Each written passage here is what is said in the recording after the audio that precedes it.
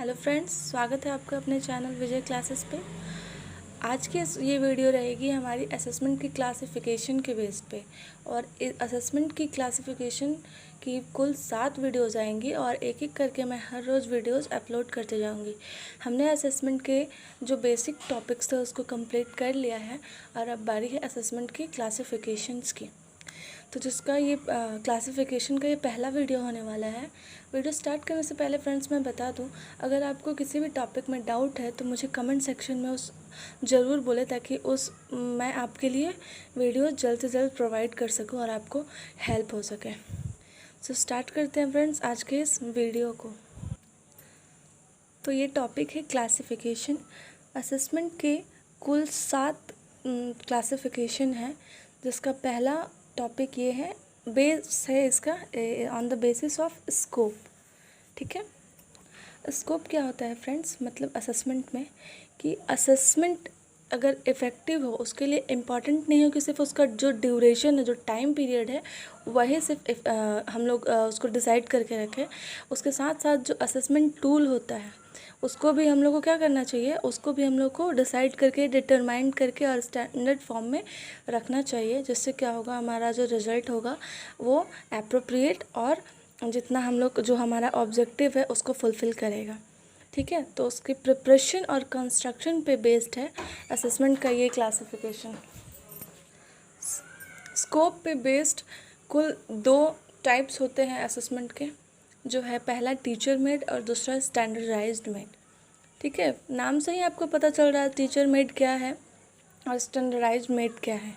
जैसे एक simple example मैं देती हूँ कि कक्षा में जो आपके टेस्ट आपके टीचर्स लेते हैं वो टीचर मेड है, या और सीबीएसई के जो बोर्ड एग्ज़ाम्स होते हैं या फिर आप किसी भी कंपटीशन का एग्ज़ाम देते हैं, वो टेस्ट का एक स्टैंडर्डाइज्ड फॉर्म है। ठीक है, क्योंकि वो नेशनल लेवल पे है, उसके लिए अलग स्टैंडर्ड्स यूज होता होगा, एक्सपर्ट्स बैठते होंगे। और कक्षा में जो आपके टेस्ट होते हैं वो टीचर मेड होते हैं और एक पर्टिकुलर ऑब्जेक्टिव को फुलफ़िल करने के लिए होते हैं। इन दोनों टॉपिक्स को हम लोग पॉइंट्स में पढ़ेंगे डिफ्रेंशिएट करके, तो इससे हमारे टॉपिक्स बहुत जल्दी क्लियर हो जाएगा। तो पहला पॉइंट है प्रिपरेशन एंड कंस्ट्रक्शन। कैसे इस टेस्ट को बनाया जाता है और क्या क्या लोग जुड़ते हैं, क्या क्या किसका किसका रोल रहता है।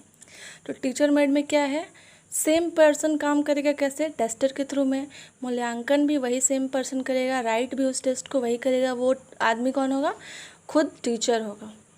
और जो स्टैंडर्डाइज टेस्ट का प्रिपरेशन कैसे होता है, एक एक्सपर्ट का टीम होता है जिसमें कुछ लोग क्वेश्चन सेलेक्ट करते हैं, कुछ लोग फॉर्म बताते हैं, बहुत सारे लोग मिलके एक कंस्ट्रक्शन का काम करते हैं। एक इसमें होता है स्टैंडर्डाइज्ड मेड में।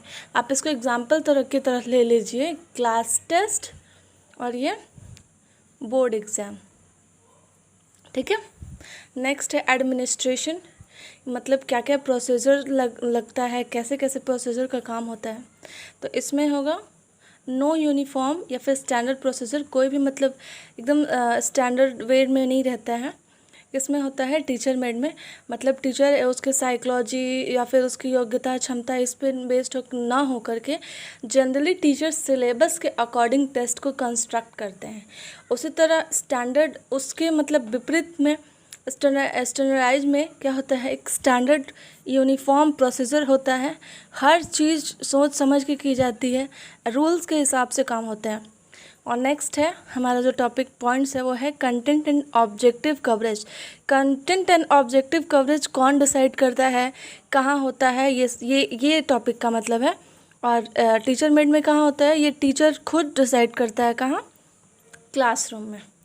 और इसका कंटेंट और ऑब्जेक्टिव कौन डिसाइड करता है कि किसी भी कंपटीशन एग्ज़ाम या फिर किसी भी टेस्ट का क्या ऑब्जेक्टिव होना चाहिए, क्या एम है हमारा पढ़ाने के पीछे, या फिर क्या हमारा सिलेबस होना चाहिए उस हिसाब से। जैसे कि आप बीएड के लिए प्रिपेयर कर रहे हो तो आपको टीचर मेड में ये तैयार किया जाता है, खुद शिक्षक तैयार करते हैं अपने कक्षा में। कक्षा में ये टीचर के द्वारा डिसाइड किया जाता है कि हमारे पढ़ाने के पीछे का ऑब्जेक्टिव क्या होना चाहिए, या क्या क्या कंटेंट, कौन से मतलब हाफ ईयरली एनुअल टर्म ये सब होता है ना, इसमें टीचर्स डिसाइड करते हैं कौन सा टॉपिक किस टर्म में डालना है, कौन सा जो भी वो यूनिट टेस्ट लेते हैं उसमें कौन सा चैप्टर डिसाइड करना है। कौन डिसाइड करता है? क्लास जो हम लोग 1 से लेकर 10 तक के क्लासेस में जो पढ़ाई हुआ है, बोर्ड एग्ज़ाम की बात नहीं कर रही हूँ मैं, तो वो टीचर डिसाइड करते हैं। और उसी तरह स्टैंडर्डाइज फॉर्म में देखें तो ये कौन डिसाइड करता है? जो एजुकेशन मिनिस्ट्री है, जो सेंट्रल लेवल पे है या फिर स्टेट लेवल पे जो एग्ज़ाम्स होते हैं वहाँ की जो एजुकेशन मिनिस्ट्री है वो डिसाइड करती है। या फिर जो भी प्रेजेंट तौर पे या फिर जो करंट सिचुएशन में जो भी करिकुला या सिलेबस चल रहा है उसके हिसाब से कंटेंट तैयारी किया जाता है, और जो एजुकेशन मिनिस्ट्री है वो ऑब्जेक्टिव तैयार करती है।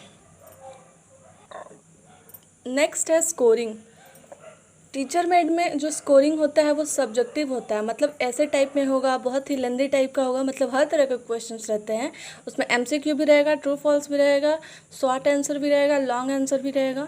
और उसमें मार्किंग कैसी होगी? टीचर बच्चे के बारे में क्या सोचता है। अधिकतर केस में ये होता है कि ये मेरा फेवरेट स्टूडेंट है, जजमेंटल हो जाते हैं। या फिर कोई बच्चे अगर कक्षा में ज़्यादा एक्टिव नहीं है तो उसके बारे में पूर्व अवधारणा बना लेते हैं शिक्षक, और वो टेस्ट पे अपने हिसाब से मार्किंग भी करते हैं।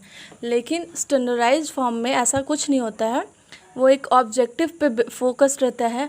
ऑब्जेक्टिव क्वेश्चंस मेनली रहते हैं। जब ये स्टैंडर्डाइज टेस्ट जिस भी कंपटीशन का आप तैयारी करते हैं तो उसमें जनरली क्वेश्चन ऑब्जेक्टिव होते हैं। क्यों? क्योंकि एक स्टैंडर्डाइज फॉर्म ऑफ टेस्ट है, और जो उसके रिज़ल्ट होते हैं वो कंप्यूटराइज्ड होते हैं, जिसमें टीचर के बायसनेस, जजमेंटल नेचर का कोई जगह नहीं है। तो ये क्या बहुत ही अच्छी बात है हुई यहाँ पे।